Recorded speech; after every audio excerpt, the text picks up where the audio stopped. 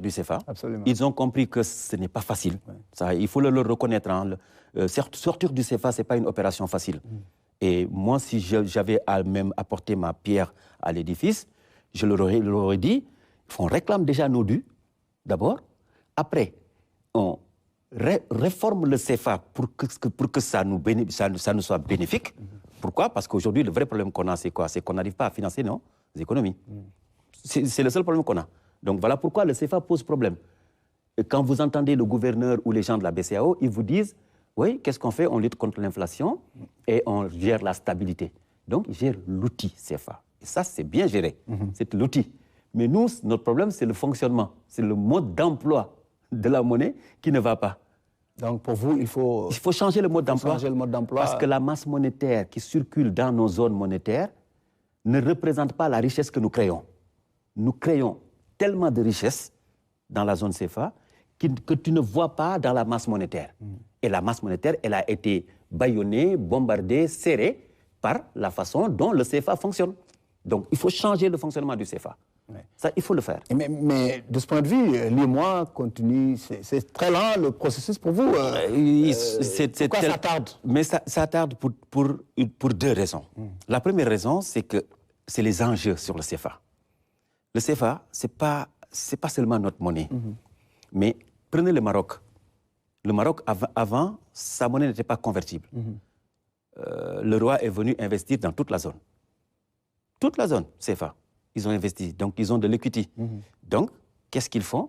Ils n'ont plus besoin de devises. Dès qu'ils ont besoin de devises, ils n'ont même pas besoin de prendre leur monnaie. Ils viennent les chercher ici. Donc, le CFA est un générateur de devises pour des pays à travers leur monnaie non convertible. Maintenant, ça commence à être convertible. Ça, c'est un. La France utilise le CFA dans la guerre des monnaies. Ça, il faut tout un temps pour que je vous l'explique. À part ça, vous avez... Un peu brièvement expliquer pour qu'on comprenne. Mais si, parce que quand je parle de guerre des monnaies, c'est que l'euro n'a pas été construit comme une monnaie unique. L'euro a été construit comme une monnaie commune. Ce n'est pas la même chose. La différence entre commune et unique, c'est que quand vous allez aux États-Unis, la monnaie est unique. Dans chaque État, le dollar est là, mais on emprunte au même taux d'intérêt. On emprunte au même taux d'intérêt. Or, quand vous venez ici en zone CFA, le Sénégal n'emprunte pas au même taux que la Côte d'Ivoire. Donc, nous n'avons pas une monnaie unique, nous avons une monnaie commune. Et ça, la France a fait sciemment ça. Mais ça, c'est grave quand même. Mais parce que dans le différentiel qu'on a dans ce qu'on appelle les spreads de taux, la France peut les utiliser dans la guerre des monnaies. La France a beaucoup utilisé nos devises qui étaient là-bas pour gagner un pourcentage et nous en payer d'autres. Et pour faire... La guerre des monnaies, elle est lancée depuis 2008. Je peux même dire qu'elle est lancée depuis que le dollar a surplombé la livre sterling. Mais 2008 a été saillant. Ouais. Donc ça, vous voyez tous ces enjeux-là. Les multinationales utilisent le CFA comme croix de transmission entre les économies de l'Afrique subsaharienne et les économies occidentales.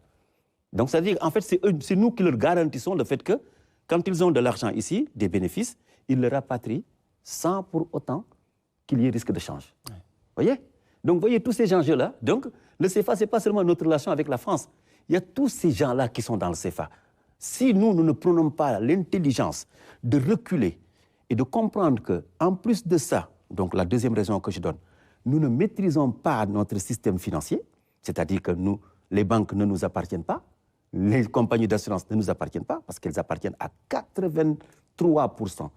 J'ai fait le calcul il n'y a pas longtemps. Ils sont toutes presque pour l'essentiel des banques commerciales, qui n'apportent rien au développement. Mais surtout qu'ils appartiennent, c'est-à-dire qu'ils appartiennent aux étrangers, aux Marocains, aux Français, aux Nigérians, etc. Et donc, toutes les marges qu'on fait en assurance et en banque, ça sort du pays. Donc, qu'est-ce qu'il faut? Oui, allez-y. Qu'est-ce qu'il faut pour inverser cette... Mais il faut inverser parce qu'un État doit avoir ses propres banques.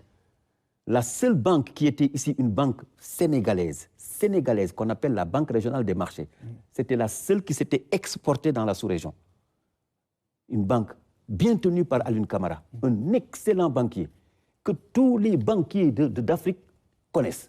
Vous ne trouverez pas un banquier aussi kharagne, comme on dit dans le monde wolof, que Alioune Camara.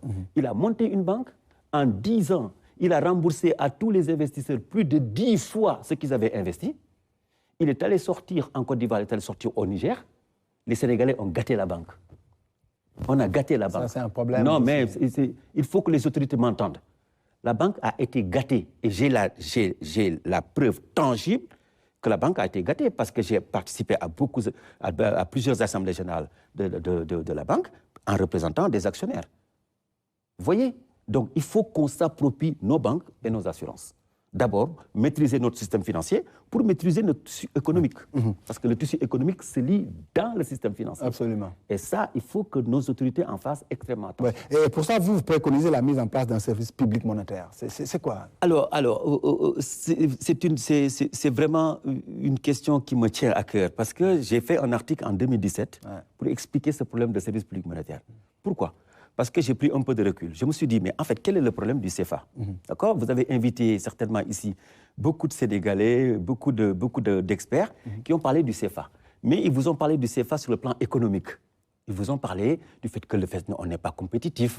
Il faut le taux de change. Tout ça, c'est l'économie. C'est bien.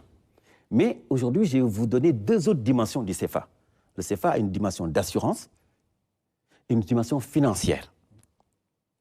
Je vais en parler. Maintenant, quel est le vrai problème du CFA? C'est que depuis 64 ans, nous n'arrivons pas à financer nos économies. Nous n'arrivons pas à financer nos économies, on est d'accord. En tout cas, même si ça, ce n'est pas le problème fondamental, c'est un problème du CFA. Comme on n'arrive pas à financer nos économies, lorsque on est arrivé en 2008 et qu'il y a eu la crise des subprimes, les États-Unis ont commencé ce qu'on appelle le quantitative easing. C'est-à-dire que la Banque centrale a commencé à participer au développement économique. Il faut le voir comme ça, en rachetant des titres de l'État américain. On arrive en 2015, les Européens ont commencé à faire la même chose. C'est-à-dire que la France a une courbe de dette, et quand une dette arrive à échéance et que la France n'a pas d'argent, la Banque centrale récupère le titre et rembourse aux créanciers. Donc, il y a des gens qui l'appellent la création monétaire, mais ce n'est pas de la création monétaire. La création monétaire, elle est terminée depuis la République de Weimar dans les années 20. Ce n'est pas de la création monétaire, mais c'est une façon de faire de l'assouplissement quantitatif pour aider les États à régler leurs déficits et pour financer leurs projets. Mais nous, on n'a pas ça. Pourtant, on est arrimés. Ça, c'est de l'interventionnisme. C'est de l'interventionnisme. Mais ici, ça n'existe pas. Notre Banque centrale l'a fait sous moindre mesure. C'est-à-dire que les montants dont on a besoin pour financer notre économie, elle n'a pas fait ça. Elle a fait ça juste pour aider les banques à pouvoir donner des crédits. Est-ce qu'elle n'est pas sous pression aussi? Elle est aussi sous pression. Qu'on le veuille ou non, notre Banque centrale, elle est sous pression et dans la façon dont elle agit, elle fait son travail correctement. Je ne les critique pas. Mais on a besoin de les faire comprendre qu'une banque centrale, pour développer un pays, il faut une banque centrale. Absolument. La France ne s'est pas développée en empruntant. La France s'est développée avec sa banque centrale. Et ça, je peux le démontrer. Les États-Unis se sont développés avec leur banque centrale.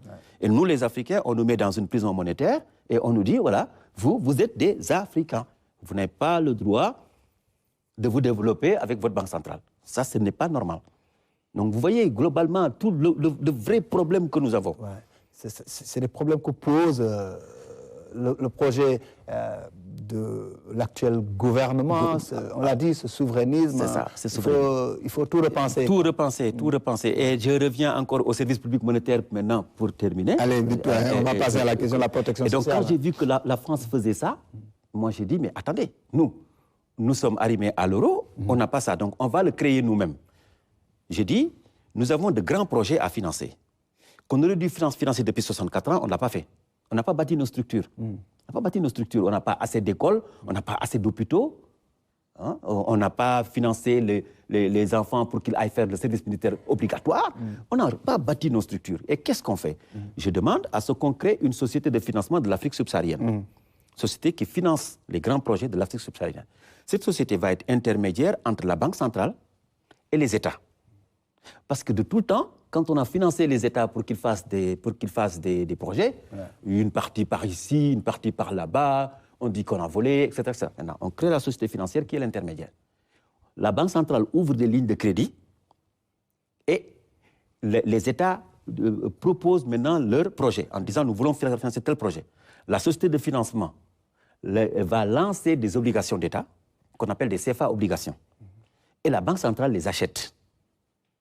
La Banque centrale les achète. Parce qu'on ne peut pas développer un pays sans utiliser le financement local. Tu vois? Et ça, quand on le fait, on accède au service public monétaire. Ouais. Je l'ai détaillé en 2017 dans un article très clair